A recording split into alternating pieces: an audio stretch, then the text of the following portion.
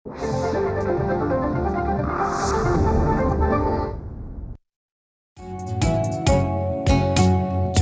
ग्राहक जागो, जागो जागो जागो, झाली नवी पहाट बघा हो. जागो ग्राहक जागो, करताना कुठलीही खरेदी नीट पारखून घ्या हो. जागो. जरी वाटले फसगत झाली सोडून देऊ नका हो. जाणा आपल्या अधिकारांना, कायद्यातल्या तरतुदींना,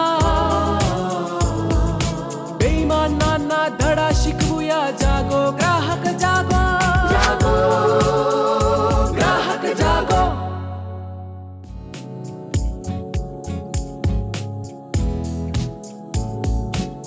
नमस्कार. जागो ग्राहकच्या आजच्या भागात मी रश्मी आंबेडकर आपल्या सगळ्यांचं मनापासून स्वागत करते.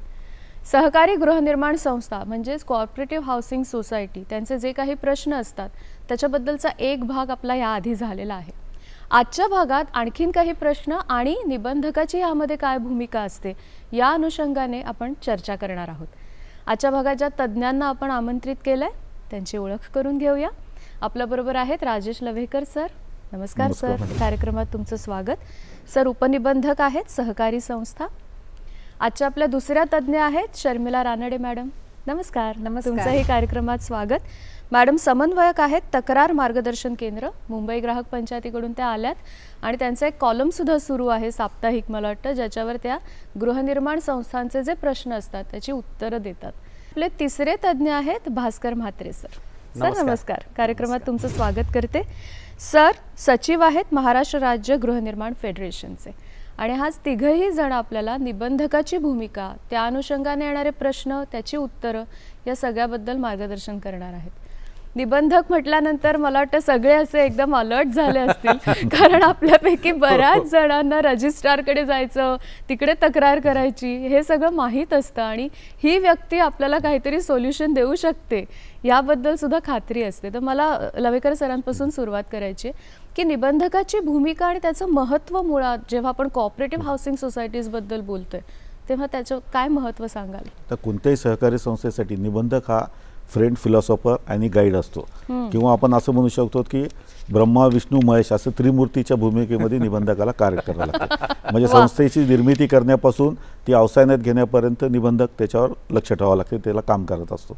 आता यामध्ये म्हणजे निबंधकाचं बेसिक काम काय, सुरुवातीला रजिस्ट्रेशन होते संस्थेचं, नंतर जे काही स्टॅच्युटरी ॲक्शन असतात संस्थावर, त्याचं बायलॉज चेंज करायचं आहे, काही ऑडिट इन्स्पेक्शन घ्यायचं आहे, काही डायरेक्शन द्यायचे आहेत, हे पण अधिकार निबंधकाला असतात.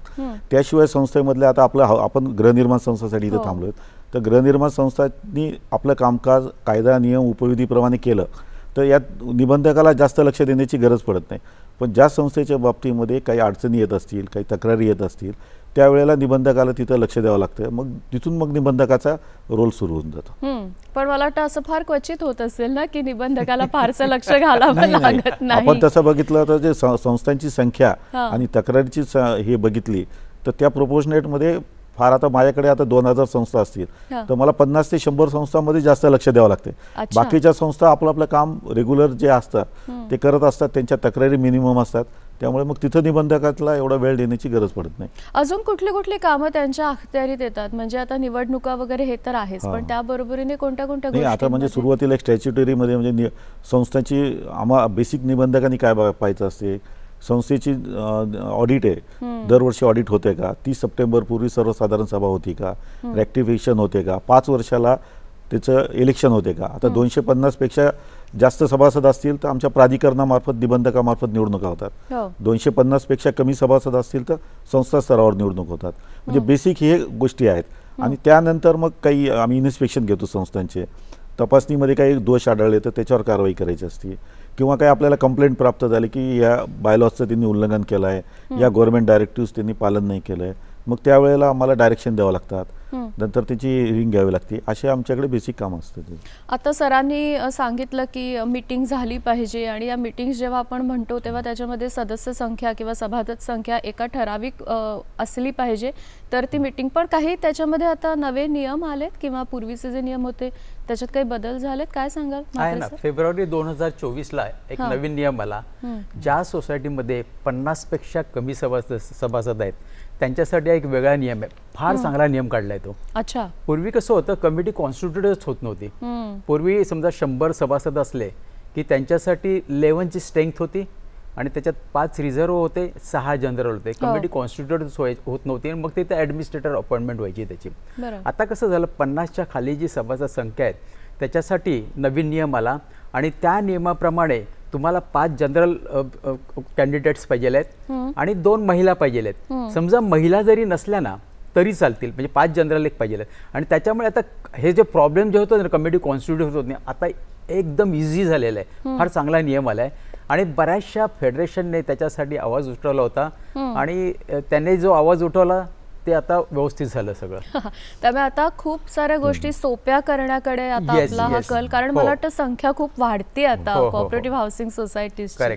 या सगळ्यामध्ये कमिटी फॉर्म झाली, सदस्य ठरले, पण काही वेळेला असं होतं की सदस्यांचा मृत्यू होतो कमिटीमधल्या, किंवा काही जण म्हणतात नाही करायचंय मला हे काम, हे सारख्या कंप्लेंट्स येतात माझ्याकडे असं म्हणून ते सोडतात. तर अशा वेळेला मग काय प्रोसेस असते त्याच्यामध्ये, की त्याच्यामध्ये रजिस्ट्रारचं काही परवानगी घ्यावी लागते का, किंवा तिथे त्यांची भूमिका असते का? काय सांगाल आधी तुमच्या? त्याला आपण कॅज्युअल वेकेन्सी असं म्हणतो. जेव्हा एखादी मॅनेजिंग कमिटीमधनं एखाद्या व्यक्तीने रिझाईन केलं किंवा त्यांना काढून टाकण्यात आलं किंवा ते डिस्क्वालिफिकेशन झालं, त्या व्यक्तीचा मृत्यू झाला, ते दुसरीकडे कुठेतरी त्यांनी घर विकून मेंबर आता राहिलेले नाहीत, तर अशा वेळेला ती एक तिथे वेकेन्सी क्रिएट होते. बरोबर. तर जेव्हा अशी वेकेन्सी क्रिएट होते तर संस्थेचं काम आहे की त्यांनी 1 महिन्याच्या आत एखादी व्यक्ती ला कोऑप्ट करून त्यांना त्या कमिटीवर घेणं गरजेचं आहे. तर त्याच्यासाठी सगळ्यात पहिले त्यांना रजिस्ट्रारच्या ऑफिसमध्ये कळवावं लागतं की अशी अशी आमच्याकडे कॅज्युअल वेकेन्सी आहे, आणि मग त्यांच्याकडनं एक ऑफिसर येतो आणि त्या मॅनेजिंग कमिटीचे त्या मीटिंगमध्ये तेही असतात. मग त्यांच्या समक्ष त्या व्यक्तीला आपण अपॉइंट करू शकतो. म्हणजे कमिटीमध्ये कोऑप्शन म्हणतात त्याला. आणि त्या व्यक्तीचा कार्यकाळ जो त्या पहिल्या व्यक्ती जी रिझाईन केलं किंवा जी आता त्या कमिटीत नाही आहे त्या व्यक्तीचा जेवढा कार्यकाळ असेल तेवढ्यापुरतीच ती व्यक्ती सुद्धा कॅज्युअल वेकेन्सी च्या अनुषंगाने जी नवीन व्यक्ती आलेली आहे, कोऑप्ट करून आलेली आहे, तर त्यांचाही कार्यकाळ तितकाच असतो. त्यांना मग परत जे 5 वर्षाचा टेन्यूर जनरली आपण म्हणतो मॅनेजिंग कमिटीला आहे, तर ते तसं तितकं लांब राहत नाही.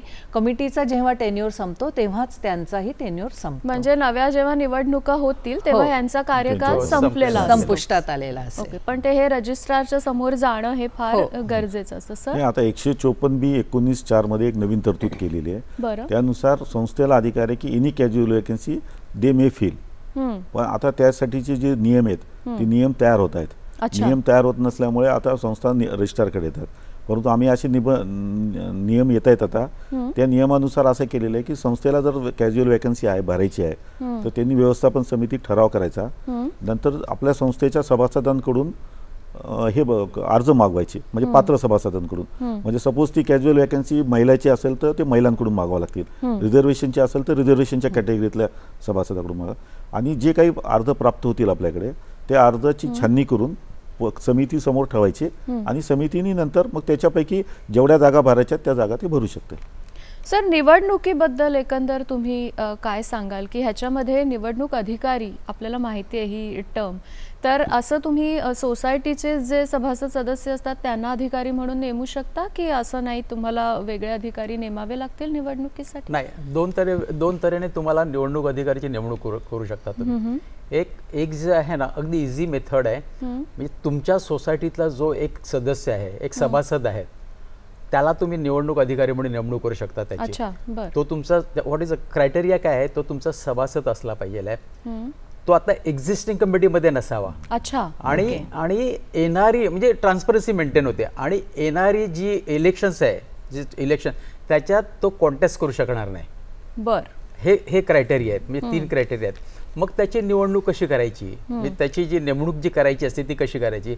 मॅनेजिंग कमिटीची एक मीटिंग बोलवायची, त्याच्यामध्ये एक अजेंडा ठेवायचा की appointment of elections officer, election ऑफिसरची नेमणूक, असा एक अजेंडा ठेवायचा. मॅनेजिंग कमिटीची मीटिंग बोलवायची, 3 क्लिअर डेज नोटीस द्यायची आहे. हा एक अजेंडा पाहिजे. तुझ्या मंथली मीटिंगमध्ये घेतलं तरी सुद्धा चालेल, काय प्रॉब्लेम नाही. आणि मग त्याला अपॉइंट करायचा. अपॉइंट केल्यानंतर त्याला एक अपॉइंटमेंट लेटर द्यायचं. अच्छा. राईट. त्याच्याकडून कन्सेंट लेटर घ्यायचं आणि मग फक्त एक आहे की त्यांनी फेडरेशनचं जे ट्रेनिंग आहे इलेक्शन ऑफिसरचं ते घ्यायचं आहे त्याने. अच्छा. म्हणजे बऱ्याचशा फेडरेशन वॉक इन ट्रेनिंग असतं, एक डे फिक्स केलेला असतो, त्या दिवशी जायचं ट्रेनिंग घ्यायचं. किंवा ऑनलाईन एक ॲप आहे इलेक्शनचा, साहेबांनीच तो तयार केलेला आहे आणि आमच्या फेडरेशन स्टेट फेडरेशननी तयार केला आहे. त्या ॲपने तुम्ही घरी बसून, त्याची ते फीस भरायची 750 रुपीज आहे, घरी बसून ॲपने तुम्ही ट्रेनिंग घेऊ शकता. आणि ते ट्रेनिंग घेतलं की मग ते पर्टिक्युलरली जे स्टेट फेडरेशन आहे ते त्या तिकडच्या जवळच्या ज्या फेडरेशनला त्यांना इन्फॉर्म करतं की ह्या याने ट्रेनिंग घेतले, ह्याला सर्टिफिकेट द्या.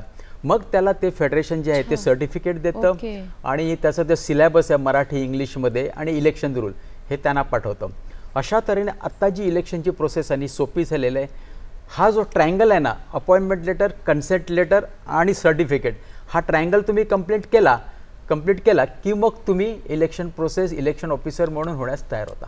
पण म्हणजे हे जे ऑफिसर आहेत आता दर 5 वर्षांनी निवडणुका येणार सोसायटीमध्ये, म्हणजे जो काही टेन्युअर असेल, तर मग सेम आपण व्यक्तीला अपॉइंट करू शकतो कारण त्याने तर ट्रेनिंग वगैरे सगळं घेतलंय, त्यांच्याकडे सर्टिफिकेट आहे. पुढच्या वेळेस सेमच आहे आणि इझी आहे, स्वस्त आणि मस्त. अच्छा. पण म्हणजे नवा नेमायचा प्रत्येक वेळेला असं म्हणताय तुम्ही? पण त्याला खर्चच काय नाही ना, हे सर्टिफिकेट पुन्हा आपण लावायचं त्याला. फक्त अपॉइंटमेंट तर करायला लागेल ना, प्रत्येक वर्षी अपॉइंटमेंट करायला. कदाचित तो राहणार पण नाही पुढच्या वर्षी, त्याला इलेक्शनला उभं राहायचं असेल. एवढं चांगलं केलेलं आहे ना की त्याला इलेक्शन ऑफिसरला समजा तो बिझी असेल ना, त्याला फेडरेशनकडे येण्याची पण गरज नाही आहे. त्या ऍप वरूनच त्याने ते ट्रेनिंग घ्यायचं आणि हे स्वस्त आणि मस्त केलेलं आहे. आणि त्याच्यामुळे आता इलेक्शन सोसायटी लेवललाच इलेक्शन ऑफिसर होतो आणि व्यवस्थित सगळं चाललेलं महाराष्ट्रामध्ये. बरं लवेकर सर, या ॲप बद्दल आणखीन काय तुम्ही माहिती सांगाल? 2019 पूर्वी सर्व प्रकारच्या सहकारी संस्थांच्या निवडणुका राज्य निवडणूक प्राधिकरणामार्फत घेण्याची तरतूद होती. परंतु गृहनिर्माण संस्थांना की ती प्रक्रियेतून वाचवण्यासाठी शासनाने 250 पेक्षा कमी सभासद असणाऱ्या संस्थांची निवडणूक त्यांच्या स्तरावर घेण्याची तरतूद केली कायद्यामध्ये. आणि त्या तरतुदीनुसार आता संस्था स्तरावर निवडणूक होणार आहे. तर संस्था स्तरावर निवडणूक घेण्यासाठी संस्थेला त्यांचा निवडणूक अधिकारी नियुक्तीचा पण आपण अधिकार दिलाय किंवा तो पॅनलमधला घ्यायचा आहे. परंतु ती निवडणुकीची प्रक्रिया जी सुटसुटीत असली तरी त्या निवडणुकीच्या प्रक्रियेमध्ये निवडणूक अधिकाऱ्याला जे काही क्लेम्स ऑब्जेक्शन येतील निवडणुकीच्या आपल्या लिस्ट यादीवर ते डिसाईड करायचे आहेत. नंतर पूर्ण निवडणूक प्रक्रिया त्याला राबवायची, म्हणजे नॉमिनेशन फॉर्म स्वीकारायचे, त्याची छाननी करायची आहे, नंतर सर्वसाधारण सभा बोलवायची, मतदान घ्यायचे. तर जी सगळी प्रक्रिया आहे ती त्याला माहिती होण्यासाठी ट्रेनिंग देणं आवश्यक आहे. त्यामुळे ॲडव्होकेट परब म्हणून फेडरेशनचे संचालक आहेत आणि मी, आम्ही दोघांनी मिळून एक ॲप तयार केला आणि त्या ॲपद्वारे आम्ही ऑनलाईन पद्धतीने ट्रेनिंग देतो. म्हणजे आम्ही एक इंग्लिशमध्ये आणि एक मराठीमध्ये मॉड्यूल केलेलं आहे. तर तुम्हाला मराठीत पाहिजे असेल तर मराठीत, इंग्लिश पाहिजे असेल तर इंग्लिशमध्ये, त्याच्यातून ट्रेनिंग देतो. ती ट्रेनिंग दिल्यानंतर आम्ही ते 3 तासामध्ये ट्रेनिंग कंप्लीट होऊ शकते. ट्रेनिंग घेतल्यानंतर त्याला फेडरेशनमार्फत एक पुस्तिका देण्यात येते, नंतर इलेक्शनचे सगळे फॉर्म देण्यात येतात. म्हणजे हे ॲप तयार करण्याचा उद्देश होता की निवडणूक प्रक्रिया ही संपूर्णपणे पारदर्शकपणे आणि जी काही कार्यपद्धती दिली तिचं अवलंबन करून इलेक्शन पूर्ण व्हावेत आणि त्याच्यातून येणाऱ्या तक्रारी कमी व्हाव्यात. वा, खूपच सोयीचं हे ॲप आहे मला वाटतं. आणि आज जर आपले सगळे प्रेक्षक बघत असतील तर कमिटीमधली जी मंडळी कार्यरत असतात त्यांना तर खरंच खूप दिलासा देणारी गोष्ट आहे की बऱ्याच गोष्टी आता सोप्या होत आहेत. मला रानडे मॅडमना असं विचारायचं आहे की समजा सभासदत्वासाठी जर अर्ज केला असेल, सभासद व्हायचं आहे पण तो नाकारला किंवा त्याच्यावर काही निर्णयच दिला गेला नाही, तर मग पुढची ॲक्शन किंवा पुढे काय करायचं असतं, काय सांगाल तुम्ही? आपल्या बायलॉसमध्ये प्रोव्हिजन आहे की आपल्याला मेंबर व्हायचं असेल तर आपल्याला फॉर्म वगैरे सगळे भरून त्याची ॲप्लिकेशन फी आहे, ट्रान्सफर फी आहे, असं सगळं संच तो आपल्याला तयार करून सोसायटीला मॅनेजिंग कमिटीला द्यायचं असतं. मॅनेजिंग कमिटीचं काम आहे की त्यांनी तो अर्ज त्यांच्या मीटिंगमध्ये ठेवून त्याच्यावर पुढे कारवाई करायला हवी.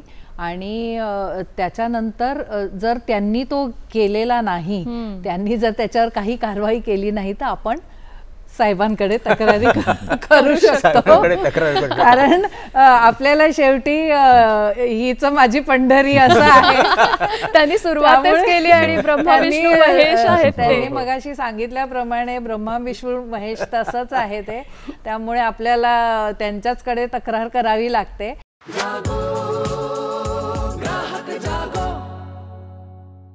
कुठल्या कुठल्या केसेसमध्ये अशा तुमच्याकडे तक्रारी येतात की सभासदत्व नाकारलंय किंवा नाही, काही सभासदत्व निर्णय दिला नाकारलं नाही? तर कायद्यामध्येच तरतूद आहे की तो सभासद 60 दिवसामध्ये त्याच्या अर्जावर निकाल नाही दिला किंवा रिजेक्ट केला तर तो रजिस्ट्रारकडे अपील दाखल करू शकतो. अच्छा. अपील दाखल केल्यानंतर आम्ही सुनावणी ठेवतो, संस्थेला बोलावतो, त्या अर्जदाराला बोलवतो आणि दोघांचं म्हणणं ऐकून घेऊन त्याच्यात काय आता काही ठिकाणी काय कायदेशीर प्रश्न असतात, संस्थेला थोडे त्याच्यामध्ये कुठं वार म्हणजे त्यांच्यात भांडणं असतात, त्याची जी आता विकत घेतली सदनी का पण ते काही डिस्प्यूट असू शकतात किंवा काही संस्थेची थकबाकी असते जुनी देणे, असे वेगवेगळे कारणं असतात त्याच्यातून त्यामुळे हे नाकारलेलं असते. मग आमच्याकडे हिअरिंग झाल्यानंतर आम्ही डायरेक्शन देतो संस्थेला, संबंधित सभासदाला सांगतो की तुझी काही थकबाकी असेल ती तू भरून टाक किंवा अजून काही दुसरे असतील तर त्याप्रमाणे मग मी आदेश देतो. त्या आदेशावर संस्था अपील पण दाखल करू शकते किंवा जर आम्ही रिजेक्ट केलं ते संस्थेचं म्हणणं बरोबर म्हणलं तर तो अर्जदार पण वरती अपीलात जाऊ शकतो. थकबाकीदार हा आता सरांच्या बोलण्यातून विषय निघालाच आहे, तर आपण त्याच्याबद्दल थोडंसं सविस्तर बोलूया की त्या संदर्भातले काय नियम आहेत आणि कशा पद्धतीने कमिटी त्याच्यासाठी काम करू शकते आणि मग निबंधकाची भूमिका काय आहे. कारण मला असं वाटतं की बऱ्याचशा गृहनिर्माण संस्थांमध्ये हे जे थकबाकीदार आहेत हा प्रश्न खरंच खूप गंभीर आहे आणि अनेक वर्षांपासून ते डिफॉल्टीज असतात आणि त्यांनी पैसे भरलेले नसतात. सर काय सांगाल ह्याच्याबद्दल आधी मुळात ह्या प्रश्नाबद्दल? आता बेसिक म्हणजे जी संस्था आपली चालते, जे आपल्याला सोयी सुविधा मिळतात त्याच्यासाठी पैशाची आवश्यकता, फंडची आवश्यकता असते आणि ते फंड आपण मेंटेनन्सच्या चार्जेसच्या रूपात सभासदांकडून घेत असतो. पण जर समजा एखाद्या सभासदांनी पैसे नाही भरले तर ते संस्थेला पुढचे फंड सगळे मॅनेज करायला, कारण त्याला लाईटचं बिल तर आपल्याला थांबवता येत नाही, पाणी थांबवता येत नाही, पाण्याचं बिल द्यावंच लागणार, जी आपले कर्मचारी असतात, सिक्युरिटी असते, त्यांचे पगार थांबवता येत नाहीत, या अडचणी निर्माण होतात. पण काही ठिकाणी काय होते की वेगवेगळ्या दुसरे काही कारणं असतात, तक्रारी असतात, संस्थेतले काही इगोचे विषय असतात किंवा सभासद आणि संचालक म्हणजे व्यवस्थापन समिती याच्यातले भांडणं असतात. मग या भांडणातून काय होतं ते लोक राग सगळा त्या मेंटेनन्सवर काढतात आणि मेंटेनन्स भरायला दिरंगाई करतात, उशीर करतात किंवा भरत नाहीत. किंवा आता काही ठिकाणी असतं की त्यांनी मेजर मेंटेनन्स चार्जेस संस्थेने आकारलेले असतात, त्याच्याबद्दल त्याचं काही म्हणणं असतं किंवा काही व्याज आकारणीबद्दलचे डिस्प्यूट असतात. यातून लोक पैसे भरण्यासाठी किंवा काही ठिकाणी आर्थिक अडचणी पण असू शकतात आणि त्यामुळे संस्था अडचणीत येऊ शकते. आणि सपोज एखाद्या सभासदांनी पैसे भरले नाही आणि संस्थेने त्याच्याकडे दुर्लक्ष केलं तर मग दुसरे सभासद काय म्हणतात, हा पैसे भरत नाही, आम्ही का भरायचे, आणि त्यातून वाद वाढत जातात. बरोबर आहे. बापरे, त्यामुळे हे वाढतच जातं नंतर. यासाठी आता संस्थेने पुढे अशा थकबाकीदाराविरुद्ध कारवाई केली पाहिजे. कारवाई करण्यापूर्वी त्यांनी काय केलं पाहिजे, 1-to-1 कम्युनिकेशन केलं पाहिजे, त्याची काय अडचण आहे ती समजून घेतली पाहिजे आणि त्यानंतर जर तो जाणीवपूर्वकच भरत नसेल तर त्याच्या आपण पुढील कायदेशीर कारवाई करू शकतो. काय सोसायटी काय काय ऍक्शन घेऊ शकते किंवा व्याज वगैरे? थकबाकीदाराची व्याख्या काय, एखादा सभासद कन्झिक्युटिव्ह 3 मंथ्स जर तो मेंटेनन्स देत नसेल तर तो थकबाकीदार. लवेकर साहेबांनी आता व्यवस्थित सांगितलं की तुम्ही अगोदर त्याच्याशी कॉन्टॅक्ट करा, म्हणजे त्याचे जेन्युइन प्रॉब्लेम पण असू शकतील. बरोबर आहे, असं नाही, मग त्याच्याशी कॉन्टॅक्ट करा आणि त्याला सांगा की समजा तू जर पैसे दिले नाहीस, हे ऑडिट रिपोर्टमध्ये येतं आणि मग रेक्टिफिकेशन रिपोर्ट हा सोसायटीला, त्या रेक्टिफिकेशन रिपोर्टमध्ये मग त्याला तो उत्तर द्यायचं असतं ओ फॉर्ममध्ये. मग त्याला समजून सांगा की बाबा तुझ्यामुळे आम्ही प्रॉब्लेम येतो, तर आम्हाला ते रेक्टिफिकेशन रिपोर्ट द्यायचं, मग कदाचित तुझं मग ती डिफॉल्टची लिस्ट आम्हाला लावायला लागेल, ती आम्हाला अवॉइड करायची आहे. आणि तरी पण तो ऐकला नाही, मग त्याला काय करायचं, पहिली नोटीस द्यायची की तू ही भर, म्हणजे शांतपणे, त्याच्यानंतर उगाच जास्त लिगली जायचं नाहीये. त्याच्यानंतर दुसरी नोटीस द्यायची आणि मग थर्ड फायनल त्याला सांगायचं, जर तू आता दिले नाहीस तर सेक्शन 154B29 नुसार तुझ्यावर कारवाई केली जाईल. अच्छा, अगदी लास्ट रिसोर्ट, म्हणजे तुम्हाला काहीच नाही तर मग 154B29 अशा तऱ्हेने बरेचसे फ्लॅट अटॅच झालेले आहेत. ती प्रोसेस वेगळी आहे. 154B29 ला तुम्ही ज्यावेळेस दावा दाखल करता रजिस्टर ऑफिसला, लवेकर साहेबच आहेत तिकडे, आज बऱ्याचशा गोष्टींसाठी सरांकडेच असे हात येणार आहेत की सर 154B29 ला दावा दाखल करता तिकडे हिअरिंग होते. ज्यावेळेस तुम्ही दावा दाखल करताना त्याच्यात इम्पॉर्टंट काय करायचं की त्याचं लेजर बघायचं, म्हणजे 0 बॅलन्स असेल त्या बॅलन्स नंतर तो कधीपासून थकबाकीदार झाला आणि त्याला तुम्ही नोटीस वगैरे दिलेले की नाही, अशा तऱ्हेने तो दावा दाखल करायचा. दावा दाखल करताना एक तर त्याचं ते लेजर कंप्लीट करायचं, त्याच्यावर ऑडिटरची पण सही शिक्का घ्यायचा, म्हणजे त्याने ऑडिट केलेला आहे आणि हा यू फॉर्म मध्ये पाहिजे आहे. अच्छा, नॉर्मली मी माझ्या माहितीप्रमाणे आत्तापर्यंत 3 टाईपने रिजेक्ट झालेले आहेत जो दावा दाखल झाला आहे. पहिला यू फॉर्ममध्ये नव्हता म्हणून दावा दाखल झालेला आहे. दुसरं त्याचं लेजर बॅलन्स जे होतं ते बरोबर नव्हतं. काही सोसायट्या काय करतात एक मेंटेनन्स चार्जेस म्हणजे 2000 रुपये लिहितात, असं नाही. मेंटेनन्स चार्जेस कसं असतं की तुमचं maintenance charges per square feet येतं, sinking fund per square feet येतं, दॅन तुमचं रिपेअर्स अँड मेंटेनन्स ते मी सांगितलंच तुम्हाला, then insurance charges per square feet येतं. त्याच्यानंतर मग सर्व्हिस चार्जेस हे इक्वल टू ऑल. हे काय करतात सगळंच पर स्क्वेअर फीट लावतात, मग ते रिजेक्ट होतं. अशा तऱ्हेने रिजेक्शनचे 3 कारणं आहेत ती. आणि त्याच्यामुळे आम्ही ह्याचं पुस्तकच आहे, आता लवेकर साहेब तर वेगळं पुस्तक लिहित आहेत, हे पुस्तकच आहे म्हणजे प्रत्येक फेडरेशनने ठेवलेलं आहे ते पुस्तक मराठी आणि इंग्लिशमध्ये. अशा तऱ्हेने तो दावा दाखल झाला. काय वेळेस काय होतं की कॉम्प्लिकेटेड केस असते बरीच, मग रजिस्टर ऑफिस काय करतं सांगतं की त्यांना सेक्शन 91 मध्ये तुम्ही कोऑपरेटिव्ह कोर्टात जा. अच्छा, तिकडे कोऑपरेटिव्ह कोर्टात पडतं असं पण. 3 टाईपनेच फक्त रिजेक्शन होतं, अदरवाईज बरेचसे अप्रूव्ह होतं. आणि ज्यावेळेस रिकव्हरी सर्टिफिकेट मिळालं की पुन्हा तुम्हाला फेडरेशनमध्येच यायचं आहे. अच्छा. आणि फेडरेशनकडे रिकव्हरी ऑफिसर आहेत, मग ते ऑफिशियली त्याची ती पहिला जंगम जप्ती, त्याच्यानंतर मग स्थावर जप्ती करून बरेचसे फेडरेशन बरेचसे फ्लॅट जप्त केलेले आहेत. अच्छा. हो झालेलं आहे ते. पण मग ह्याच्यावर काही व्याज वगैरे लावू शकते सोसायटी? साधारण किती टक्के? काय सोसायटी जास्तीत जास्त 21% सिंपल इंटरेस्ट, सरळ व्याज. ते एक रिजेक्शनचं कारण आहे. रिजेक्शन तो दावा जो रिजेक्ट होतो ना, हे काय करतात की कंपाऊंड इंटरेस्ट लावतात, इंटरेस्टवर इंटरेस्ट. तसं नाही करायचं. मॅक्सिमम तुम्हाला 21% सिंपल इंटरेस्टच लावता येतं. अच्छा, कळलं ना. आणि मग ते इंटरेस्ट कसं लावायचं, मी तुमच्या एक जनरल बॉडीने एक ठराव पास करायचा, हे मॅक्झिमम लिमिट दिलेलं आहे, त्याच्या जास्त जातं. मिनिमम तुमच्या हातात आहे, जनरल बॉडीने ठरवेल तसं. आणि ते काय करतात की एक हे फिक्स करतात, एक डेट समजा 25 तारीख आहे, 25 तारखेच्या आत तुम्ही तुमचं मेंटेनन्स भरा. अदरवाईज तुम्ही मॅक्झिमम म्हणजे तुम्ही जी सोसायटी ठरवेल त्याप्रमाणे तुम्हाला इंटरेस्ट लावलं जाईल.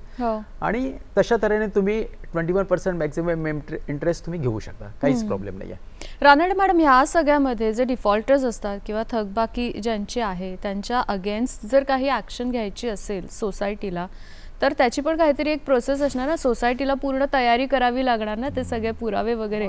तर ते काय काय कागदपत्र? तर त्यांचे बिलं व्यवस्थित वेळेत गेली पाहिजेत. कारण काही वेळा असं होतं की सोसायटीनी बिल पाठवलेलं असतं जर ती व्यक्ती त्या संस्थेमध्ये राहत नसेल, बाहेर राहत असेल, तर ते त्यांना बिल मिळालेलंच नसतं. बरोबर. जशी सोसायटीची जबाबदारी आहे बिल पाठवायची, तशी ती मेंबरची पण जबाबदारी आहे की बिल मिळालं नसेल तर ती मागून घ्यायची.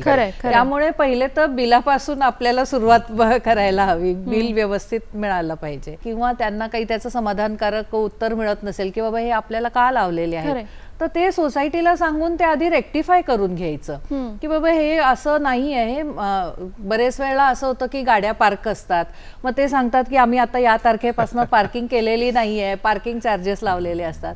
तर ते बिलाची करेक्टनेस ते तपासून त्याच्यात काही त्रुटी असेल तर ते करेक्शन करून घेतलं पाहिजे. त्याच्यानंतर तुम्हाला हे बघायला पाहिजे, जसं आता यांनी सांगितलं की 3 महिने तुम्ही रेग्युलरली भरलेले नाही आहेत तर तुम्ही डिफॉल्टर ठरता. तर ते तुम्ही काही वेळा असं होतं की तुम्ही ऑनलाईन भरलेले असतील पण ते संस्थेच्या लक्षात आले नसेल, कारण तो जर तुम्ही तुमचा ट्रान्झॅक्शन ID नंबर दिला नसेल तर ते संस्थेला कळणार नाही की आपण हे पैसे कोणाकडनं आलेले आहेत. बरोबर. किंवा ते दुसऱ्या कोणाच्या नावाने तरी ते नोंद त्याची झाली असेल संस्थेमध्ये, तर तेही बघणं गरजेचं आहे. त्याच्या नंतर मग जेव्हा तुम्हाला असं कंटिन्युअसली, कारण बहुतेक सोसायटीमध्ये क्वार्टरली बिल वगैरे इश्यू करतात, त्यामुळे तुम्हाला पुढचे 3 महिने जर तुम्ही भरलं नाही तर मग ते तुम्हाला डिफॉल्टर म्हणून ठरवू शकतात. मग ते नोटिसेसचा यांनी जसा उल्लेख केला, नोटीस पाठवायच्याही आधी समोरच्यांना बोलवून, कारण शेवटी कसं हे आपण आधी म्हटले हे मोठं एक कुटुंबच आहे, तर ते आपण असं पटकन कोर्टाची पायरी चढणं किंवा हे योग्य नाही. पहिले त्यांना बोलून समजून तरी घेतलं पाहिजे की नेमका काय प्रॉब्लेम आहे, त्यांना बिलं मिळाली नाहीये का त्यांनी पेमेंट केलंय आणि ते आपल्याकडे आलेलं नाहीये.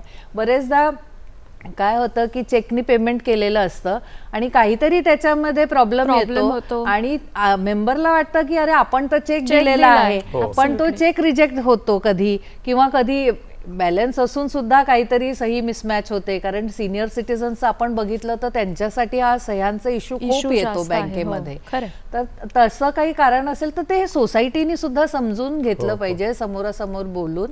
आणि नंतर मग अगदीच नाईलाज असेल तर मग नोटीस वगैरे पाठवून आपल्याला शेवटी काय कोऑपरेटिव्ह सोसायटी आहे, कोऑपरेशन करायलाच पाहिजे. आपले सभासद आहेत त्यांना आपण मदत करायलाच पाहिजे. शेवटी या सगळ्यामध्ये ना आपण सगळेच जण कोऑपरेटिव्ह सोसायटीज मध्ये राहतो.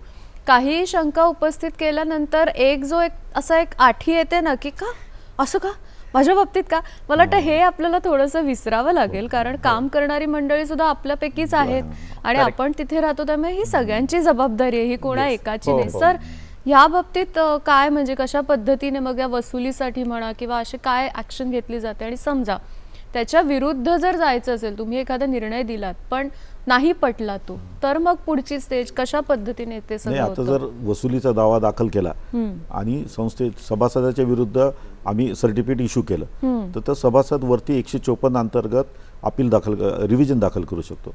पण कायद्यात अशी तरतूद केली की रिव्हिजन दाखल करायचं असेल तर त्याच्यापूर्वी त्याला 50% रक्कम संस्थेकडे जमा करावं लागते. म्हणजे आता मी सर्टिफिकेट जर 50,000 इश्यू केलं तर त्याला 25,000 रुपये संस्थेत जमा करावं लागतात. म्हणजे हा एक चांगला टूल दिलेला आहे की आपली रिकव्हरी व्हावी म्हणून. म्हणजे ही जबाबदारी त्याची आधी त्याला दिलेली आहे की आधी मुळात तू पैसे थोडे भर आणि मग आपण पुढे जाऊया. मग रिव्हिजन मध्ये मग त्यावर निर्णय होऊन मग त्याच्यावर पुढची कारवाई होईल. पण त्याला आधी 50% रक्कम भरावं लागते. आणि मग पुढची कारवाई म्हणजे परत तू सांगू शकतो की मला व्याज जास्त लावलंय, मला एखादं मी आता मॅडमनी जसं सांगितलं की मी एक पैसे बदलले माझी नोंद घेतली नाही, किंवा मी पार्किंग केली नसताना मला पार्किंग चार्जेस लावलेत, तो पुढे आपल्याला विषय त्याच्यावर आम्ही निर्णय देऊ शकतो. पण आधी त्याला 50% रक्कम भरावी लागते रिव्हिजन मध्ये, त्यामुळे संस्थेचे पैसे वसूल होण्यास मदत होती त्याच्यात. पण हे सगळं झालं थकबाकीबद्दल. ओके, कोणीतरी पैसे भरले नाहीत किंवा मेंटेनन्स चार्जेस दिले नाहीयेत, जे काही मुळात मेंटेनन्स चार्जेस एवढे का लावलेत किंवा स्पेशल मेंटेनन्सच का लावलाय, हीच जर तक्रार असेल तर काय करायचं? साधारण आपल्या बायलॉसमध्ये मगाशी उल्लेख पण यांनी केला होता की कशा पद्धतीने चार्जेस लावायला पाहिजे. त्याच्यामध्ये बायलॉसमध्ये त्यांनी बायफर्केशन पण दिलेलं आहे की तुम्ही कुठले चार्जेस लावू शकता. त्याची एक म्हणजे काय म्हणायचं त्याला एक प्रोसेस दिलेली आहे की कुठले चार्जेस कशा पद्धतीने लावायचे आहेत, कोणाला किती लावायचे आहेत, कमर्शियल असो रेसिडेन्शियल असो, हा पण एक सोसायटीमध्ये वेगळे कॅटेगरीज असू शकतात. तर ह्या सगळ्या ज्या चार्जेसचा हे आहे तक्ता जो आहे तो असं स्वतःहून कोणी लावू शकत नाही. त्याच्यासाठी प्रोसेस आहे, मॅनेजिंग कमिटी प्रपोज करते, कारण डे टू डे मॅनेजमेंट करायचं हे मॅनेजिंग कमिटीचं काम आहे. तर त्यांना एक साधारण आराखडा असतो की आपल्या संस्थेमध्ये येणारी रक्कम किती आहे आणि जाणारी रक्कम किती आहे. तर त्याच्या अनुषंगाने ते सांगड घालण्यासाठी काही वेळेला ॲडिशनल चार्जेस घ्यावे लागतात. तर हे सगळे आकारताना पहिले जनरल बॉडीच्या मीटिंगमध्ये ते अप्रूव्ह करून घेणं गरजेचं आहे. त्यामुळे नंतर कोणी असं सांगणं चुकीचं आहे की हे मला का लावले, मी त्या सभेमध्ये नव्हतो. तुम्ही सभेमध्ये जर नसाल तरी ते तुम्हाला बंधनकारक होतात. आणि तुम्ही जर सभा अटेंड केली नाही, नुकतंच एक सर्क्युलर मागच्या वर्षी आलेला आहे, तुम्ही ज्या सभेमध्ये तुम्ही हजर नाही त्या सभेचे प्रश्न काढून तुम्ही सोसायटीला कमिटीला हैराण करू शकत नाही. तुम्ही जरी यांच्याकडे गेलात तर हे पण तुम्हाला तिथे थारा देणार नाही. त्यामुळे तुम्हाला काय करायचं असेल तर ते तुम्ही सरळ थेट कोर्टात जा, कोऑपरेटिव्ह कोर्टात जा, काय ते तुम्ही तुमचं म्हणणं तिकडे मांडा. सर पण मग ह्याची शहानिशा तुम्ही आधी करता की समजा असा एखादा सभासद तक्रार घेऊन आला आणि नंतर लक्षात आलं की त्यांनी मीटिंगच अटेंड केली नाहीये, तर ह्याची शहानिशा तुम्ही आधी करता की बाबा यांनी मीटिंग अटेंड केली होती का, मग याची तक्रार किती ग्राह्य धरायची? नाही, आता सर्वसाधारण सभे संबंधात तक्रार आली आमच्याकडे आणि जर तो विषय संस्थेच्या स्तरावरचा असेल आणि ते संस्थेच्या अधिकारात त्यांनी निर्णय घेतला असेल तर निबंधक त्याच्यात हस्तक्षेप नाही करत. त्याच्यात ते कॉर्पोरेटिव्ह कोर्टातच जायला सांगतो. अच्छा, डायरेक्ट तिथेच जायचं. पण मला वाटतं ही किती बेसिक जबाबदारी आहे ना की जी वार्षिक सर्वसाधारण सभा असते उपस्थित ती तिथे उपस्थित राहा आणि मग तुम्हाला अधिकार मिळतो ना आपोआप. नुसतीच वार्षिक सर्वसाधारण सभा नाही, इतरही ज्या स्पेशल जनरल बॉडी मीटिंग होतात, रेक्विजिशन मीटिंग होतात, त्याच्यामध्ये तुम्हाला तो अधिकार दिलेला आहे ना, तुम्ही तुमचं म्हणणं मांडा तिथे. जेव्हा तुम्हाला बोलायला अधिकार दिलेला आहे तेव्हा तुम्ही बोलणार नाही आणि नंतर मग तुम्ही असं काही करायला लागलात. कारण ह्या सगळ्या गोष्टींना खूप थँकलेस जॉब असतो मॅनेजिंग कमिटीचा. खरंय बरोबर आहे. म्हणजे त्यांना सगळ्याच दृष्टीने सगळ्यांना सामोरं जायचं असतं आणि मग मला वाटतं सगळ्या सभासदांना असं वाटतं की ही सगळी जबाबदारी फक्त त्यांचीच आहे. सर, ह्या मेंटॅलिटी बद्दल काय सांगाल? हा वेगळा प्रश्न आहे पण तुम्ही खूप चांगले मार्गदर्शक आहात ह्याच्यातले. या मेंटॅलिटी बद्दल संस्था ही आपण हे लक्षात घेतलं पाहिजे की संस्था सभासदांनी सभासदासाठी चालवली आहे आणि आपल्याला ज्या सोयी सुविधा आहेत, आपल्याला सिक्युरिटी, हे आपल्या ज्या काही फॅसिलिटीज त्याच्यासाठी आपण चालवतो. ते मॅनेजिंग कमिटी आपलाच पार्ट आहे, जे काही बाहेरचे लोक नाही आहेत. आणि जे काही आणि मॅनेजिंग कमिटीला असे इंडिव्हिज्युअल काही पॉवर पण फार नाही आहेत. जे काही निर्णय ते सर्वसाधारण सभेमध्ये म्हणजे जनरल बॉडी किंवा स्पेशल जनरल बॉडीमध्ये आपण डिसाईड करतो आणि मॅनेजिंग कमिटी फक्त इम्प्लिमेंट करते.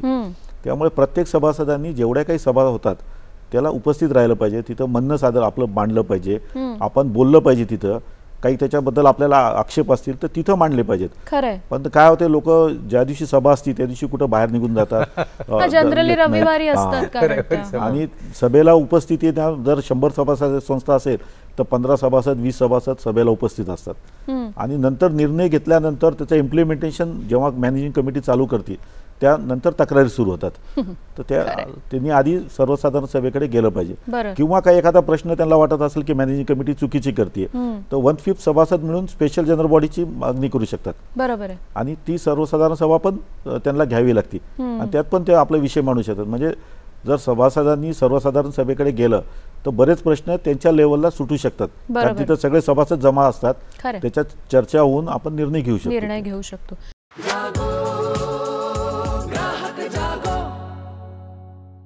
सर, तुम्हाला असं विचारायचं आहे की काही वेळेला काही संस्था या दंडाची म्हणजे दंड ठोठावतात किंवा दंड देतात, तर ह्यासाठी काही नियमावली आहे किंवा यासाठी कोणत्या गोष्टींची खबरदारी आपल्याला घ्यायची? किती दंड आकारायचा, मुळात आकारायचा की नाही आकारायचा, याबद्दल काय सांगाल?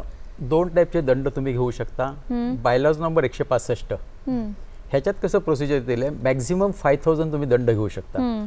पण तुमच्या जनरल बॉडीने ठरवायचं एखाद्या सभासदा विरुद्ध समजा त्याला दंड घ्यायचा, त्याला तुम्ही त्या सभासदाकडून 5000 पेक्षा जास्त दंड घेऊ शकता वर्षाला.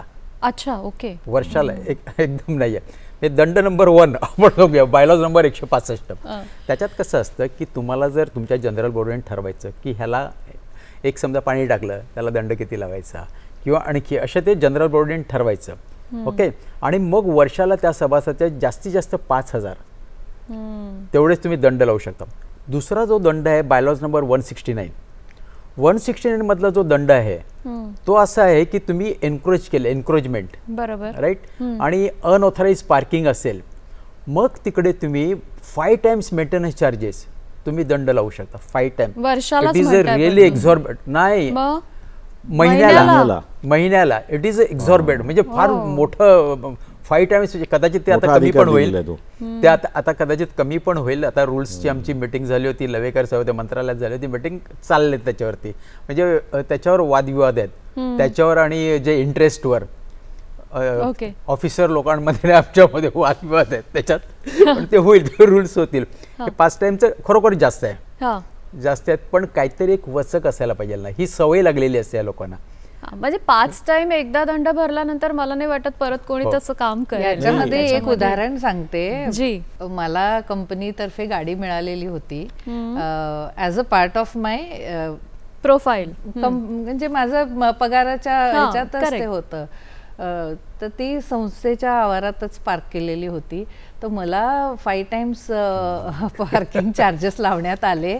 अर्थात तिथे थोडंसं म्हणजे अज्ञान होतं, कारण बायलॉजमध्ये असं लिहिलेलं आहे की जर एखाद्या एम्प्लॉयरनी एम्प्लॉईला गाडी अशी वापरण्यासाठी दिली असेल तर ती तुम्ही संस्थेच्या आवारात लावू शकता आणि त्याच्यासाठी तुम्हाला पिनल चार्जेस संस्था घेऊ शकत नाही. ओके. याच्या अजून एक विषय की पहिला दंड आहे तो सेल्फ डिसिप्लिन साठी आहे. म्हणजे आणि तो संस्थेने ठरवलेला आहे की सपोज झाडाचं पान तोडलं तर आधी संस्थेने सर्वसाधारण सभेत ठरवलं की 100 रुपये दंड लावायचा.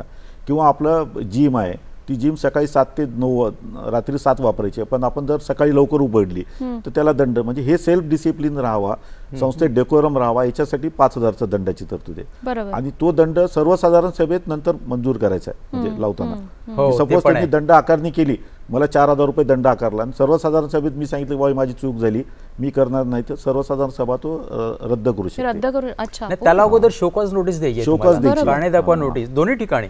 पण दुसरा जो दंड आहे तो दंड कशासाठी आहे की आता सपोज स्ट्रक्चरल चेंज त्यांनी केले, म्हणजे बीमच तोडायला गेलाय किंवा एखादी आपली ओपन स्पेस आहे, तो ओपन स्पेसमध्ये त्यांनी काहीतरी बांधकाम चालू केलं किंवा काहीतरी सामान ठेवून दिलं, पार्किंगमध्ये त्यांनी दुकान काढलं, म्हणजे स्वतःच्या पार्किंग स्पेस मध्ये जर काही कन्स्ट्रक्शन केलं तर ते म्हणजे संस्थेच्या मालमत्तेचं कोणी नुकसान करत असेल किंवा संस्थेच्या सभासदांच्या जीविताला धोका होत असेल, त्यासाठी असा एकदम जास्त 5 पट दंडाची आपण तरतूद केलेली आहे. अच्छा. त्यामुळे ह्या सगळ्याचा विचार करून ह्या सगळ्या गोष्टी. पण ह्याच्यात कसं हा दुसरा जो दंड आहे ना, ह्याच्यात काय होतं की सोसायटी कधी कधी चुका करते. एकाला 5 टाइम लावते, दुसऱ्याला 1 टाइम मेंटेनन्सच्या लावते, तसं नाही करता येणार. खरं तर सगळ्यांसाठी सारखं आहे, सेम पाहिजे असं नाही तुम्हाला करता येणार. डिस्क्रिमिनेशन करता येणार नाही आणि त्याला नोटीस पण द्यायला पाहिजे. बरोबर आहे. मला लवेकर सरांना विचारायचं आहे की हस्तांतरण हा सुद्धा एक खूप महत्त्वाचा भाग आहे की एखादा समजा सभासदाचा मृत्यू झाला तर त्याचा वारस नंतर त्या जागेसाठी ग्राह्य धरला जातो वगैरे, ह्याच्यामध्ये सुद्धा आता काहीतरी तुम्हाला वेगळी कागदपत्र किंवा काही बदल मुळात झाले. आता आपण काय केलंय, गृहनिर्माण संस्थेसाठी हाऊसिंग चॅप्टर स्वतंत्र प्रकरण कायद्यामध्ये समाविष्ट केलंय. यामध्ये आपण उलट सोपं केलेलं आहे. आधी काय करत होतं की नॉमिनेशनच्या आधारावर संस्था ट्रान्सफर करत होत्या, नंतर सुप्रीम कोर्टचे निकाल लागले की नॉमिनी हा फक्त ट्रस्टी असतो, नॉमिनीच हा वारस असतो असं डिसाईड होत नाही. बरोबर.13 त्यामुळे आता आपण 154B मध्ये अशी तरतूद केलेली आहे की सपोज सभासद वारल्यानंतर त्याचं जे नॉमिनेशन असेल त्याच्या आधारावर सुरुवातीला प्रोव्हिजनल मेंबरशिप देतो आपण. ओके. ज्याच्या नावाने नॉमिनेशन केलंय, 1 जण असेल 2 जण असेल त्यांना आपण प्रोव्हिजनल मेंबरशिप देतो. म्हणजे सुरुवातीला त्याला संस्थेच्या कामकाजात भाग घेता येतो.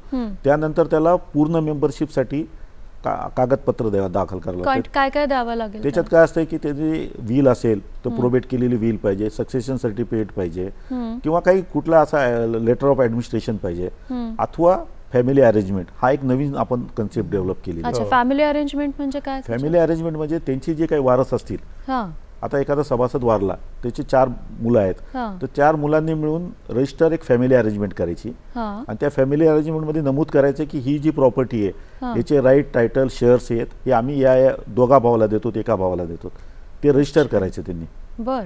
त्याला काही जास्त स्टॅम्प ड्युटी लागत नाही. आणि पण मग एकच मूल असेल तर त्यांनी डीड ऑफ डिक्लेरेशन द्यायचं स्वतःच, की रजिस्टर्ड डीड ऑफ डिक्लेरेशन द्यायचं की यांचा मी एकटाच वारस आहे आणि ही प्रॉपर्टी आता ही ऑटोमॅटिक मला आलेली आहे. त्यानंतर त्यांनी संस्थेकडे एक इंडेमनिटी बॉन्डसह एक अर्ज करायचा आणि विथ फॅमिली अरेंजमेंटचं जे रजिस्टर्ड डीड केलेलं आहे ते द्यायचं आणि त्याच्यात त्यांनी संस्थेला पूर्ण सभासदाची मागणी करायची. तर आता आम्ही याच्यात असं प्रपोज करतोय की संस्थेच्या इंडेमनिटी कशासाठी घ्यायची, उद्या दुसरा एखादा कोणी वारस आला तर ते संस्थेवर त्याची जबाबदारी नको, ती जबाबदारी त्या संबंधितावर राहील. आणि नंतर आपण हे जे काही आपल्याकडे डॉक्युमेंट आलेत तर आपण ते पब्लिक नोटीसद्वारे जाहीर प्रकटन देऊन कळवायचे की असं असं आमच्याकडे सभासद ट्रान्सफरसाठी अर्ज आलेला आहे, त्यावर कोणाचा आक्षेप असेल तर 14 दिवसाच्या आत आमच्याकडे नोंदवावा.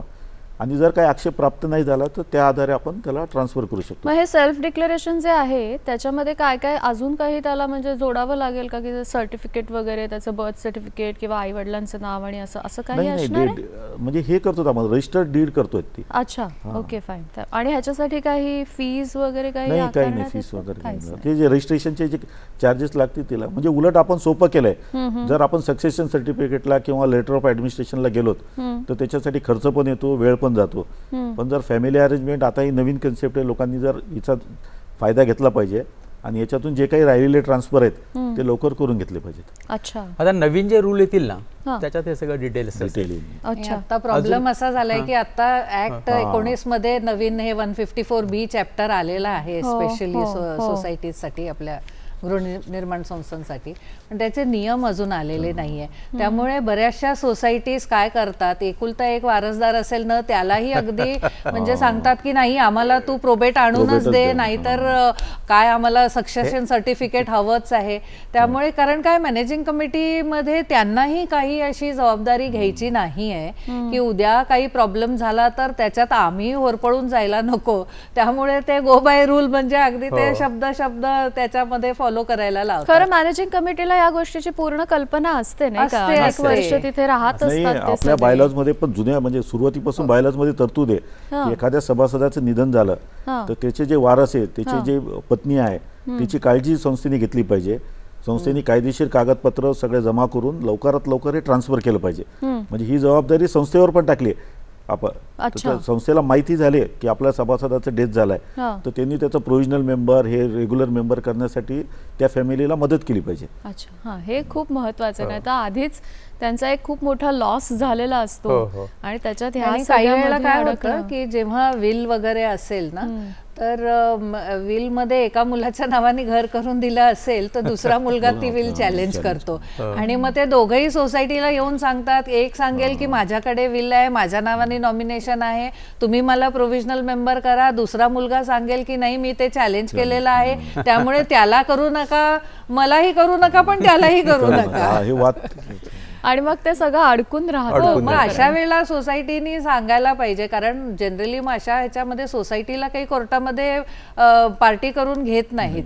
तर कोर्टाने म्हणजे सोसायटीने तसा स्टँड घेतला तर त्याच्यात काही वावगं ठरणार नाही. त्यांनी सांगायचं की बाबा तुमचा वाद आहे, कोर्टाने जे नियम म्हणजे निर्णय जो ज्याच्या बाजूनी निर्णय दिला त्याच्या नावाने आम्ही आपलं घर ट्रान्सफर करून देऊ. कारण कोर्टाचा निर्णय सगळ्यांनाच बंधनकारक असतो.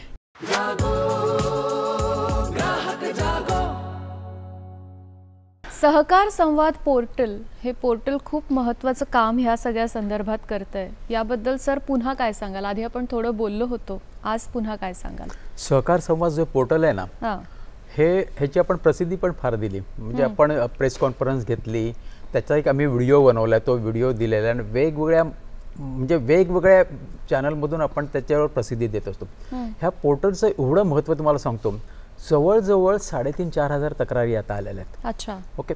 तुम्ही घरी बसायचं आणि त्याच्यावर तक्रार करायची. एक उदाहरण तुम्हाला मी देतो. एक भट्टिंडावरून म्हणजे पंजाबवरून एक कंप्लेंट आली, त्याने ती तक्रार टाकली, रजिस्ट्रारने इमिजिएटली ॲक्शन्स घेतली. त्याचं असं म्हणणं होतं की 50,000 रुपये माझे सोसायटीने कापलेले आहेत. आणि मग त्याने काय केलं की रजिस्ट्रारकडे आलं, रजिस्ट्रारने सोसायटीला डायरेक्ट केलं की ह्याचं तू 50,000 रुपये परत करा म्हणून. ते सगळं पोर्टलवर आहे, अवेलेबल आहेत. म्हणजे रजिस्ट्रारने जी ॲक्शन घेतली ते पण आहे आणि त्याने जी तक्रार केली, पण त्याने ती खाली क्लोज पाहिलीच नाही. कसं असतं, पहिला ॲक्टिव्ह दाखवतं, त्याच्यात जो स्टेटस असतो, त्याच्यानंतर इन प्रोग्रेस आणि क्लोज. तो शेवटपर्यंत गेलाच नाही तो बघायला. आणि त्याने मला व्हॉट्सअपवर बरंच काय लिहिलं, फोनवर पण बरंच काय केलं. आणि मी जेव्हा बघितलं तर एवढं चांगली ॲक्शन घेतलेली आहे ना की ती सोसायटीने म्हटलं की मी तुम्हाला 50,000 लगेच परत करतो म्हणून. सोसायटीचं त्याच्यात आहे ते सगळं, सोसायटीचा पण रिप्लाय आहे. अशा तऱ्हेने हे पोर्टल एवढं चांगलं आहे. फक्त काय होतं, काही ठिकाणी थोडासा प्रॉब्लेम होतो. म्हणजे कसं, आता असं डोंबिवली कल्याण, ती समजा डोंबिवलीला जर तक्रार गेली आणि ती असते कल्याणची, तो थोडासा प्रॉब्लेम. त्याच्या आपण SOP बनवल्यात, साहेबच मेन होते त्या SOP कमिटीचे त्याच्यानंतर, आणि ती SOP केली पण ते अजून तिथे बरोबर इम्प्लिमेंट होत नाही. पण थोड्या दिवसात सहकार संवाद पोर्टल आता 3,000 कंप्लेंट आल्यात, जवळजवळ 20 ईमेल रोज असतात. अच्छा. हेल्प डेस्कवर मी असल्यामुळे मला सगळे प्रिव्हिलेज आहेत बघायचे.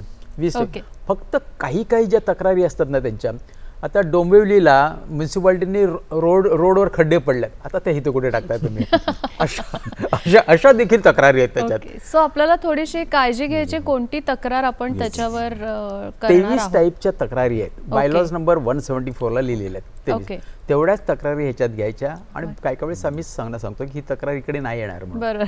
व्हॉट्सअपचा उल्लेख केला, हल्ली सोसायटीचा एक ग्रुप असतो आणि त्याच्यावर सगळ्या चर्चा होतात आणि मग वाद पण तिथेच होतात. या सगळ्याबद्दल तुम्ही काय सांगाल? हो हो, तो एक म्हणजे एक वेगळाच विषय आहे. कारण काय त्याचा सुरुवात कशाला झालेली आहे की एक चॅटिंगचं, लोकांना संपर्क वाढवायचा, चॅटिंग करण्यासाठी एक पर्सनल लेवलवरचा ॲप आहे तो. पण आता कसं झालेलं आहे की प्रत्येक सोसायटीचा एक ग्रुप बनवतात आणि मग if it is open for all, मग तिथेच सगळ्यांच्या भांडाभांडी सुरू होतात. तिथे भांडणं सुरू झाले की मग काय करणार मॅनेजिंग कमिटीवाले, ते ॲडमिन ओनलीच करून टाकतील, म्हणजे कोणाला तिथे बोलता येत नाही पुढे, आणि पुढे तो सगळा प्रॉब्लेम थांबतो वादावादीचा. आणि काही वेळेला सोसायटीच्या म्हणजे मेंबर्स जे असतात, जे जास्ती तिथे वाद घालत असतात, त्यांना काढून टाकलं जातं. तर आमच्याकडे अशाही तक्रारी येतात की आमच्या सोसायटीच्या व्हॉट्सअप ग्रुपमधनं आम्हाला काढलं. तर आता याच्यावर विरोधात आम्हाला तक्रार करायची आहे. पण सगळ्यांनी हे समजून घेतलं पाहिजे की सोसायटीचा व्हॉट्सअप ग्रुप ही काही अशी ऑफिशियल एंटिटी नाहीये. करेक्ट. ती तुम्हाला एक सोय आहे, एक कन्व्हिनियन्स आहे की तुम्ही तुमचं काय असेल ते तुम्हाला माहिती तिथे पटकन होते. कारण एकाच ठिकाणी तुम्ही पोस्ट केलं तर तो मेसेज सगळ्या मेंबर्सना प्रसारित होतो एकाच वेळेला. करेक्ट. त्यामुळे तो एक कन्व्हिनियन्सचा भाग आहे. तसं आपण बघितलं तर अशाही तक्रारी येतात की सोसायटीचे बिलं आम्हाला व्हॉट्सअपवर का नाही देत, किंवा आम्हाला आमचे सगळे नोटिसेस त्या व्हॉट्सअपवर येत नाहीत, आम्ही बाहेर राहतो तर आम्हाला कसं कळणार. तर त्याच्यासाठी बायलॉज मध्ये पण एक प्रोव्हिजन आहे. त्याच्यामध्ये त्यांनी सर्व्हिस ऑफ नोटीस कसं करायचं हे दिलेलं आहे की तुम्ही हँड डिलिव्हरीनी तुम्हाला सर्व्हिस ऑफ नोटीस केली पाहिजे, म्हणजे कुठलीही सूचना तुम्हाला द्यायची आणि तुम्ही पुढाकार घेणं हे इम्पॉर्टंट आहे. तुम्ही ईमेलनी पाठवू शकता किंवा तुम्ही पोस्टाने पाठवू शकता, रजिस्टर एडीने पाठवू शकता. आता हे आपले बायलॉज जुने आहेत, 2014 मध्ये फ्रेम केलेलं आहे. तेव्हा हे व्हॉट्सअप नव्हतं आणि काही नव्हतं. त्यामुळे आपल्याला आता तो विषय तसा नाही ना, त्यांना ऑफिशियली आपण नाही सांगू शकत. त्यामुळे हे कन्व्हिनियन्सचा भाग आहे. आता सर जेव्हा म्हणतायत की नवीन नियम ते बनवतायत, तर ते नक्कीच ह्या इलेक्ट्रॉनिक मेसेजिंगचा विचार नक्कीच त्याच्यामध्ये होईल आणि ह्या सगळ्या गोष्टींचा पण उल्लेख त्याच्यात येईल. पण तोपर्यंत तर आपल्याला व्हॉट्सअप ग्रुप म्हणजे काही आपलं हे नाही, हक्क तिथे नाही गाजवू शकत आपण. आपल्याला हेच बघायचं आहे की तो एक कन्व्हिनियन्ससाठी दिलेला आहे आपल्याला, आणि ती जागा नाहीये तिथे तुम्ही तुमचे उणीधुणी मेंबर्सच्या विरोधात नाही काढू शकत. तुम्हाला जर काही सांगायचं असेल, तक्रार करायची असेल, तर ती ऑफिशियली तुम्ही तक्रार करा. आणि ह्यालाच जोडून मला एक तक्रारींचा विषय आला म्हणून सांगते की आत्ता मागच्या वर्षी एक सर्क्युलर आलेलं होतं 2023.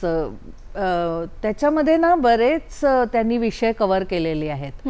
तर त्याच्यात त्यांनी असं सांगितलेलं आहे की, कारण बरेचदा कसं होतं, मॅनेजिंग कमिटीशी कोण भांडणार, मॅनेजिंग कमिटी आमचं ऐकत नाही, मग मॅनेजिंग कमिटी विरोध इतर मेंबर, असं होतं ते बरेचदा.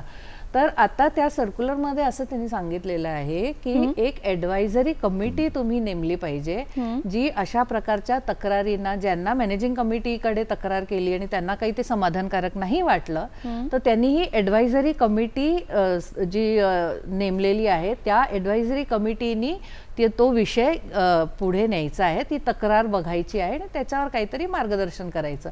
आणि त्याच्यातनंही त्यांना समाधान नाही झालं तर साहेब आहेतच साहेब आहेत. त्या कमिटीवर असं म्हणजे कोणी मॅनेजिंग कमिटी मधलं फक्त एकच व्यक्ती तिथे राहू शकतो. दोन मेंबर इतर जे सभासद आहेत, जे मॅनेजिंग कमिटीमध्ये नाही आहेत, ते 2 मेंबर, मॅनेजिंग कमिटीचा एक रिप्रेझेंटेटिव्ह म्हणून 1 मेंबर, एक स्टॅट्युटरी ऑडिटर कडनं मेंबर आणि एक फेडरेशन कडनं मेंबर, अशी ती 5 मेंबर्सची एक ॲडवायझरी कंप्लेंट्स कमिटी अशी स्थापन करायची आहे. आणि कुठलाही विषय त्यांच्याकडे आला तर त्यांना 45 दिवसाचा अवधी दिलेला आहे. तर त्यांनी त्या 45 दिवसांमध्ये त्या तक्रारीचं निवारण करायचं आहे. आणि जर तिथे त्यांना समाधानकारक उत्तर नाही मिळालं तर मग पोर्टलकडे जाऊ शकतात, इथे जाऊ शकतात, इथे जाऊ शकतात. पोर्टल सुद्धा आहे. आता पोर्टलचं आहे ना, एक सांगायचं राहिलं की पोर्टलमध्ये आपण अशी एक केलेली की जर तक्रार केली तर तक्रार कशी निवारण करायचं ते आमच्यासाठी निबंधक, आमच्या जे पुण्याचं रजिस्ट्रार ऑफिस आहे त्यांनी आम्हाला SOP करून दिलेली आहे. अच्छा. त्याप्रमाणे आम्हाला स्पेसिफिक दिवसामध्ये ती तक्रार निकाली काढावी लागते. त्याच्यावर मॉनिटरिंग वरच्या अथॉरिटीकडून सारखं होत असते. आणि त्यानंतर मी जर तक्रार निकाली काढली आणि तक्रारदाराला ती मान्य नसेल तर आपण एरवी रेग्युलर तक्रार केली तर त्याला त्याच्या विरुद्ध विभागीय सरन्यायालयाकडे रिव्हिजन करावं लागते, अपील करावं लागते. पण याच्यात आपण अशी तरतूद केली की माझं समाधान नाही झालं तक्रारदाराचं तर तिथे हेल्प डेस्क दिलेला आहे. तो हेल्प डेस्क आता मात्र साहेब बघतात फेडरेशन मार्फत, तो त्याच्याकडे तक्रार करू शकतो की या तक्रारीपासून मी जी मला उत्तर दिले मी समाधानी नाही. मग यांनी काय करायचं आहे की फेडरेशननी ते दिलेलं उत्तर, त्याची तक्रार दिलेलं उत्तर कायद्यातील त्या तरतुदी तपासायच्यात. आणि जर त्यांना वाटलं की निबंधकांनी उत्तर चुकीचं दिलंय तर ते आमच्या विभागीय सहनिबंधकाकडे हे पत्र देणार की हे जे दिलेलं उत्तर आहे योग्य नाही आणि याची परत एकदा चौकशी करावी. म्हणजे तक्रारदाराला आपण एक ॲडव्हान्टेज दिलाय तिथं की त्याला तक्रार केली, कारण 50 रुपये फेडरेशन त्याच्याकडून चार्जेस घेते ते पोर्टल मेंटेन करायचे, तर त्यामुळे त्याला एक ॲडव्हान्टेज आहे. तर याचा पण त्या जे अर्जदार आहेत त्यांनी फायदा घेतला पाहिजे. बरोबर. आणि मला वाटतं आता ज्या सोसायटीज आहेत त्याच्यामध्ये कमी मजल्याच्या अशा फार कमी सोसायटीज राहिल्यात. आता सगळ्या जास्त हायराईज ज्याला आपण म्हणतो किंवा टॉवर्स म्हणतो असं आपल्याकडे खूप मोठ्या प्रमाणात बघायला मिळतं. सरांना मला असं विचारायचं आहे की तिथला जो रेफ्यूज एरिया आहे किंवा तिथे जे पार्किंग आहे, पार्किंगबद्दल तर आपण बोललो होतो गेल्या वेळेला, पण रेफ्यूज एरिया असेल किंवा इतर सगळ्या ज्या गोष्टी आहेत, लिफ्ट असेल सगळ्यात महत्त्वाची, या संदर्भात सुद्धा त्याची वेळोवेळी तपासणी करणे ह्यासाठी सुद्धा काही मार्गदर्शन असेलच आहेत ना. नॅशनल बिल्डिंग कोड त्याच्याप्रमाणे 24 मीटरच्या वर जर बिल्डिंग असेल तर त्याला एक रेफ्युजी एरिया ठेवायचं कंपल्सरी आहे. आणि तो कसं असतं म्हणजे तुमचं रेसिडेन्शियल असेल तर तुमचं 10 square feet square metre, commercial 15 square metre तो असायला पाहिजे. तो एरिया आउट ऑफ FS आहे. बऱ्याच वेळा बिल्डर्स काय करतात तर मिसयूज करतात, तर सेल करतात, पण तो आउट ऑफ FS आहे आणि तो नेहमी नीट अँड क्लीन ठेवायला पाहिजे. म्हणजे कधी इमर्जन्सी येऊ शकते, तो रिकामा ठेवणं गरजेचं आहे इमर्जन्सीसाठी. तो म्हणजे तुमचं रेस्क्यू ऑपरेशन्स वगैरे करायचं झालं, कुठे फायर झाली काय झाली तर त्या एरियामध्ये ते लोक येतील आणि थांबतील. अशा तऱ्हेने तो एरिया तिकडे तुम्हाला कुठलीही पार्टी वगैरे करता येणार नाही. तो क्लीन ठेवायचा, लॉक नाही करायचा तो. तो एरिया लॉक नॅशनल बिल्डिंग कोडमध्ये सगळं लिहिलेलं आहे. ते एक. आता लिफ्टचं जर म्हणायचं झालं तर लिफ्टचं इन्स्पेक्शन म्हणजे तुम्ही जो AMC कॉन्ट्रॅक्ट देता ना ते तो कॉन्ट्रॅक्टर प्रत्येक महिन्याला येऊन इन्स्पेक्शन देतो, पण PWD अगेन इन्स्पेक्शन करतं. ते कसं करतं, PWD त्यांचे जे इन्स्पेक्टर येतात ते तुम्हाला एक पत्र देतात, तुमच्या सोसायटीमध्ये ते पत्र देतात आणि त्यांची एक फीस ते लिहितात की ही फीस तुम्हाला भरायची, ऑनलाईन ते पेमेंट करायचं. पेमेंट केल्यानंतर जो कोणी इन्स्पेक्टर येतो त्याचं नाव असतं आणि त्याला आपण व्हॉट्सअप करायचं की हे पेमेंट केलं. आणि मग ते जे इन्स्पेक्टर येऊन ते पुन्हा इन्स्पेक्शन करतात आणि त्याच्याबरोबर आपला जो AMC कॉन्ट्रॅक्टर असतो तो पण असतो. आणि त्यांना जर वाटलं की ते हे म्हणजे ऑब्झर्वेशन त्यांनी जर काय केलं तर ते रिपोर्ट देतात. मग तो कंप्लायन्स रिपोर्ट तुम्हाला त्यांच्या ऑफिसला सबमिट करायला लागतो. हे फार महत्त्वाचं आहे आणि हे सगळ्यांनी करायलाच पाहिजे प्रत्येक, अदरवाईज ते ॲक्शन पण घेऊ शकतात. अशा तऱ्हेने हे लिफ्ट इन्स्पेक्शनचं आहे. आणि फायरचं जे आहे, फायरचं कसं असतं की फायरचं ऑडिट व्हायला पाहिजे. प्रत्येक वर्षी जानेवारीमध्ये आणि जुलैमध्ये फायर ऑडिट कंपल्सरी आहे. दर 6 महिन्यांनी. हो, जानेवारी आणि जुलैमध्ये as per fire prevention act 2006 आहे महाराष्ट्र गव्हर्नमेंटचा. ओके, त्याच्यात ते दिलेलं आहे. ते होणं बंधनकारक आहे. आणि ते कोणाकडून तुम्ही करून घ्यायचं, ते फक्त गव्हर्नमेंटचे अप्रूव्ड जे कॉन्ट्रॅक्टर आहेत त्यांच्याकडूनच तुम्हाला घ्यायचं आहे. बाकीचे कोणाकडून घेता येतं. त्याचा प्रॉब्लेम असं होतो, ते ज्यावेळेस ते इन्स्पेक्शन करतात ते तुम्हाला B सर्टिफिकेट एक सबमिट करतात, तेवढ्यावरच थांबायचं नाही. ते सर्टिफिकेट घेऊन जवळचं जे फायर स्टेशन असेल तिकडे जायचं आणि ते पण एक सर्टिफिकेट देतात. अशा तऱ्हेने फायर म्हणजे कंपल्सरीच आहे. फायर ऑडिट हे कंपल्सरीच आहे, हे करायलाच पाहिजे, सेफ्टी अँड फायर ऑडिट. मला वाटतं ह्या सगळ्याचा जर आपण नीट विचार केला आणि त्याबद्दलची काळजी घेतली तर खऱ्या अर्थाने आपली सोसायटी ही कोऑपरेटिव्ह सोसायटी होईल आणि ज्याच्यामध्ये सगळ्यांचं एकत्र येणं आणि सलोख्याने राहणं हेच खरं तर अपेक्षित आहे. भांडणांना योग्य वेळी आणि लवकरात लवकर दूर करून एकोप्याने राहणं हाच आपला उद्देश असला पाहिजे. तुम्ही तिघही आलात आणि छान माहिती दिलीत. मुळात तक्रारी सोडवताना कशा पद्धतीने आपण निबंधकाकडे जाऊ शकतो याबद्दल आज खूप छान सविस्तर माहिती मिळाली. मी तुम्हा तिघांचेही मनापासून आभार मानते आज सहभागी झाल्याबद्दल. आपली भेट होणारच आहे, नव्या विषयासह आपण भेटणारच आहोत. आज इथेच थांबूया. नमस्कार.